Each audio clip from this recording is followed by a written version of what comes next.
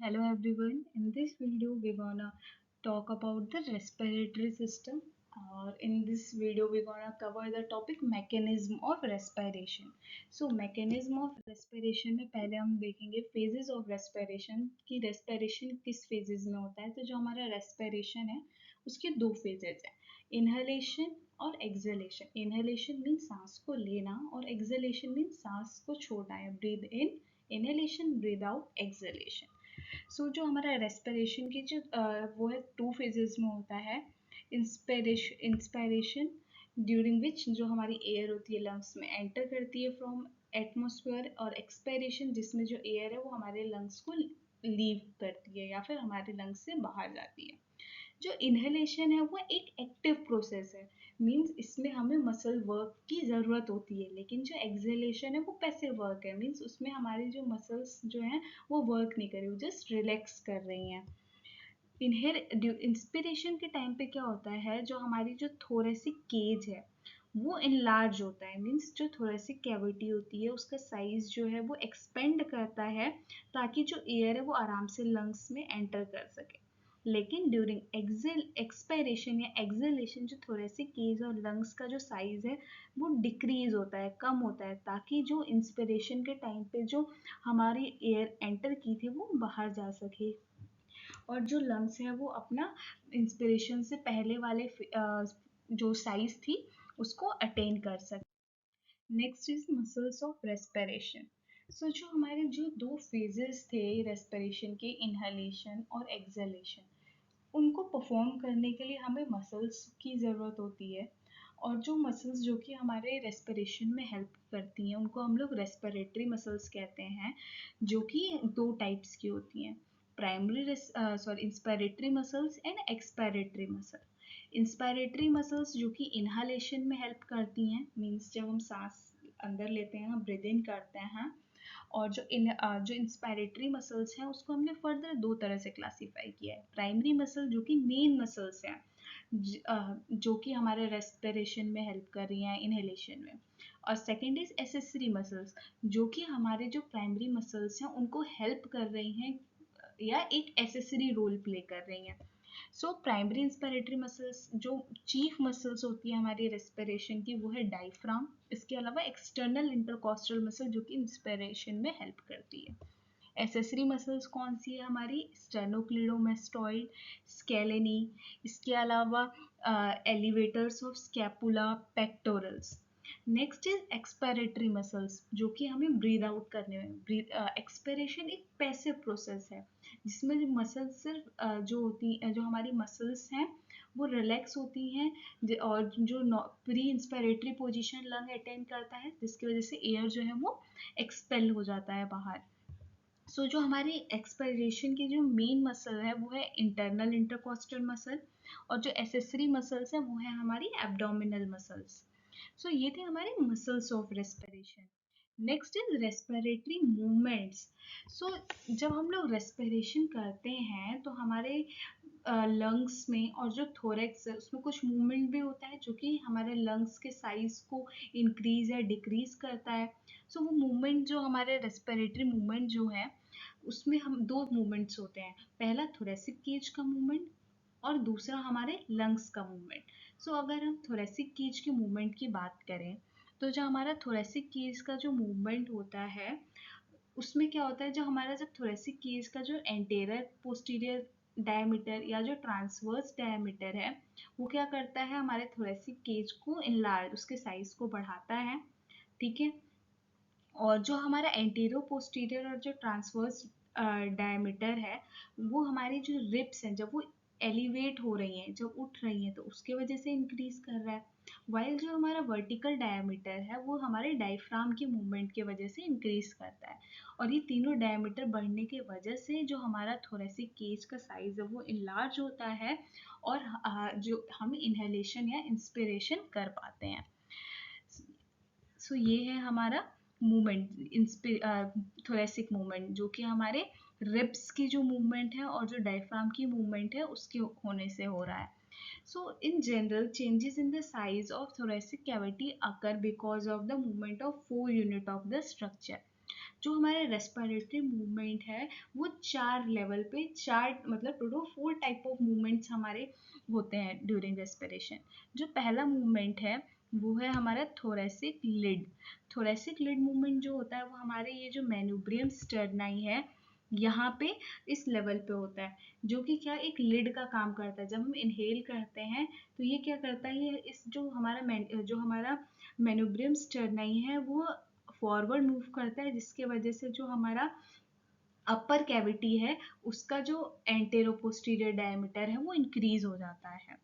इसको हम लोग थोरेसिक ओपेरिकुलम भी कहते हैं, और इसमें हमारी मैन्यूब्रियम स्टर्नाई और फर्स्ट रिब मिल के ये मूवमेंट प्रोड्यूस करते हैं। नेक्स्ट जो हमारा मूवमेंट है वो है अपर कॉस्टल सीरीज मूवमेंट। तो जो हमारा अपर कॉस्टल सीरीज है उसमें हमारी जो सेकेंड रिब है, सेकेंड रिब टू जो हमारी सिक्स्थ रिब है, ये रिब्स पार्टिसिपेट करती हैं, जो कि क्या करती हैं, हमारा जो हमारा थोरेसिक केज है उसके एंटेरो पोस्टीरियर डायमीटर को इंक्रीज करती हैं with the help of pump handle movement. जो हमारे सेकेंड टू फिफ्थ रिब्स हैं उनमें क्या होता है, जो रिब्स का जो स्टर्नल एंड होता है और जो कॉस्टल एंड, कॉस्टल एंड जो कि हमारे मेनुब्रियम स्टर्नम या से जो कार्टिलेज अटैच होता है उन कार्टिलेज से अटैच होता है, और स्टर्नल एंड या वर्टिब्रल एंड जो कि हमारे स्पाइनल वर्टिब्रास से अटैच होता है, वो दोनों इसका जो लेवल होता है वो इक्वल होता है, जिसके वजह से जो रिब्स होती हैं वो अपवर्ड मूव करती हैं और अपवर्ड मूव करती हैं, जिसकी वजह से वो पंप हैंडल मूवमेंट प्रोड्यूस करता है।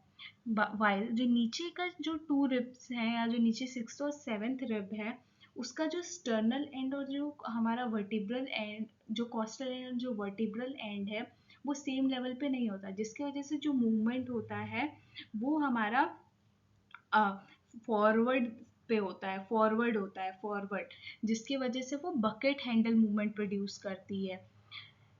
इसके अलावा जो हमारा लोअर कोस्टल सीरीज है from 7th to 10th rib, ये जो हमारे 7th टू 10 रिब्स होती हैं इनमें भी जो हमारा कोस्टल एंड और जो हमारा वर्टिब्रल एंड है रिब का वो सेम लेवल पे नहीं है, तो यहाँ पे सिर्फ बकेट हैंडल मूवमेंट होती है। लोअर कोस्टल सीरीज में सिर्फ बकेट हैंडल मूवमेंट होगी, अपर कोस्टल सीरीज में पंप हैंडल और बकेट हैंडल दोनों मूवमेंट्स होती हैं, जो कि हमारे जो पंप हैंडल मूवमेंट है वो हमारे एंटेरो पोस्टीरियर डायमीटर को बढ़ा रहा है, और जो बकेट हैंडल मूवमेंट है वो जो ट्रांसवर्स डायमीटर है उसको बढ़ा रहा है। लास्ट डायफ्राम, जो डायफ्राम होता है वो हमारा अपवर्ड और डाउनवर्ड मूव करता है, जिसके वजह से वो हमारे जो वर्टिकल डायमीटर होता है उसको इंक्रीज या डिक्रीज करता है। सो ये थे हमारे रेस्पिरेटरी मूवमेंट। बेसिकली 4 मूवमेंट होते हैं, थोरेसिक लिड जो कि फर्स्ट रिब और मैन्यूब्रल स्टर्नम पे होगा, अपर कॉस्टल जो कि second to six pair of ribs पे होगा, जिसमें from second to 5 pump handle movement होता है और 6 पे बकेट हैंडल मूवमेंट होता है। लोअर कोस्टल सीरीज जहाँ पे सिर्फ बकेट हैंडल मूवमेंट होती है from 7th to 10th pair of rib, और 11th और 12th जो रिब होती है वो इमूवेबल होती है। Next respiratory pressures. अभी तक हमने देखा कि रेस्पिरेशन किस किस फेज में होता है, कौन कौन सी मसल्स जो है वो किस किस फेज में हेल्प कर रही हैं, और उन मसल्स जो क्या मूवमेंट प्रोड्यूस कर रही हैं। अब वो जो मूवमेंट हो रहा है उसके वजह से रेस्पिरेटरी प्रेशर भी क्रिएट होगा, जो कि बहुत ही इंपॉर्टेंट रोल प्ले करता है गैशियस एक्सचेंज में, एयर का मूवमेंट हमारे लंग्स से एटमॉस्फेयर में और एटमॉस्फेयर से लंग्स में, इवन एक्सचेंज ऑफ गैसेस में भी बहुत इंपॉर्टेंट रोल प्ले करता है। सो जो हमारा रेस्पिरेटरी प्रेशर है वो 2 तरह के हैं। पहला प्रेशर जो कि हमारे थोरेसिक कैविटी में क्रिएट हो रहा है, और सेकंड जो कि हमारे लंग्स में क्रिएट हो रहा है। सो जो फर्स्ट प्रेशर जिसको हम लोग इंट्राप्लूरल प्रेशर या इंट्राथोरेसिक प्रेशर कहते हैं। सो जो इंट्राप्लूरल प्रेशर होता है ये जैसे कि नेम में ही intrapleural means within the pleura. Pleura क्या है, प्लूरा हमारे जो लंग्स की आउटर कवरिंग होती है, जैसे कि ब्रेन में कवरिंग होती है जिसको हम लोग मैनेंजिस कहते हैं। तो जो आउटर कवरिंग है लंग्स प्लूरा, तो वो जो प्लूरा होता है उसके भी 2 लेयर होते हैं, एक पैराइटल प्लूरा और एक विसरल प्लूरा। तो वो जो लेयर है उसका जो अंदर का जो लेयर है जो कि हमारे लंग्स से टच है उसको हम लोग कहते हैं visceral pleura. Visceral means organ, तो जो ऑर्गन की तरफ है वो विसरल प्लूरा, और जो बाहर के साइड है, थोरेक्स की साइड है, उसको हम लोग कहते हैं पैराइटल प्लूरा। और ये जो दोनों प्लूरा हैं इनके बीच में एक फ्लूइड होता है जिसको हम लोग कहते हैं इंट्राप्लूरल फ्लूइड, जो कि प्रिवेंट करता है कि ये जो प्लूरा है वो इजीली मूव कर सके और उसमें फ्रिक्शन ना बने, और उसी फ्लूइड के उस वहाँ पे प्रेजेंट होने की वजह से इंटरप्लूरल प्रेशर बनता है, या फिर जिसको हम लोग इंट्राथोरेसिक प्रेशर भी कहते हैं। ये जो इंटरप्लूरल प्रेशर होता है वो वो होता है 760 mmHg। नॉर्मली ये जो प्रेशर होता है वो हमारा 760 mmHg होता है, लेकिन इंस्पिरेशन, एक्सपिरेशन और ड्यूरिंग नॉर्मल और एबनॉर्मल इंस्पिरेशन एक्सपिरेशन ये जो प्रेशर है ये चेंज होता रहता है। अब इसका रोल क्या है इंटरप्लूरल प्रेशर का? तो जो हमारा इंटरप्लूरल प्रेशर होता है, सबसे पहले वो तो हमारे जो लंग्स हैं उसको कोलैप्स करने से हेल्प करती है, ठीक है। वो प्रेशर हमारे लंग्स के जो कंप्लाइंस है उसको मेंटेन करके रखती है। दूसरा, ये जो हमारे इंटरप्लूरल स्पेस है उसमें जो फ्लूइड प्रेजेंट है वो फ्लूइड हर वक्त बनता रहता है, और जो हमारे लिम्फेटिक चैनल्स होते हैं वो उसमें उसको ड्रेन करते रहते हैं। इस ड्रेनेज की वजह से वहाँ पे क्या होता है, एक नेगेटिव प्रेशर या एक नेगेटिव प्रेशर क्रिएट होता है जो कि एक सक्शन पंप की वर्क करता है, जो कि वहाँ पे सक्शनिंग का काम करता है, सक्शन की जिसकी वजह से जो कि हमारे हेल्प करता है जो लार्ज वेन्स हैं हमारे बॉडी में, जैसे कि वेना कावा, उसको हेल्प करता है कि वो डायलेट हो सके। और इसके अलावा वो ये भी हेल्प करता है कि जो हमारा लोअर बॉडी पार्ट है या जो लोअर लिम है वहाँ से जो ब्लड है वो ग्रेविटी को एलिमिनेट करते हुए इजीली हमारे हार्ट की तरफ मूव कर सके due to that negative pressure. और इस वजह से ये जो नेगेटिव प्रेशर बन रहा है हमारे इंटरप्लूरल स्पेस में उसको हम लोग रेस्पिरेटरी पंप भी कहते हैं। नेक्स्ट, ये था हमारा इंटरप्लूरल प्रेशर या इंटरथोरेसिक प्रेशर। ये प्रेशर जो कि हमारे थोरेक्स या जो हमारे इंटरप्लूरल स्पेस में जो इंटरप्लूरल फ्लूइड है, प्लूरल फ्लूइड है, वो क्रिएट कर रहा है। नेक्स्ट जो प्रेशर होता है वो है इंट्रा एल्वुलर प्रेशर, जो और जिसको हम लोग इंट्रा पल्मोनरी प्रेशर कहते हैं। ये प्रेशर हमारे लंग्स में क्रिएट होता है, और ये प्रेशर कहाँ पे होता है, हमारी जो एल्वोलाइज होती हैं लंग्स में जिसको हम लोग रेस्पिरेटरी यूनिट कहते हैं वहाँ पे। ये प्रेशर भी 760 mmHg होता है नॉर्मली, और इंस्पिरेशन और एक्सपिरेशन के टाइम पे चेंज होता है। और ये जो हमारा इंट्रा एल्वुलर प्रेशर है ये हेल्प करता है कि जो एयर है वो इजीली हमारे एल्वोलाई में आ सके और बाहर जा सके। ये जो एयर की मूवमेंट है हमारे लंग्स में इन एंड आउट उसमें हेल्प करता है। इसके अलावा इंस्पिरेशन के टाइम पे क्या होता है, ये जो हमारा इंट्रा एल्वुलर प्रेशर होता है वो डिक्रीज हो जाता है, जिसकी वजह से क्या होता है, जो एयर है वो इजीली एल्वोलाई में एंटर करती है। अब वो एंटर कैसे करती है, जैसे कि प्रेशर हमेशा कैसे मूव होगा, और जो डिफ्यूजन का प्रोसेस हो तो कैसे होता है, from higher pressure gradient to lower pressure gradient. तो जब हमारा इंटर एल्वुलर प्रेशर कम हो जाता है एटमॉस्फेरिक प्रेशर के मुकाबले, तो जो एयर होता है वो कम के तरफ मूव करेगा तो वो एल्वोलाई में आ जाता है।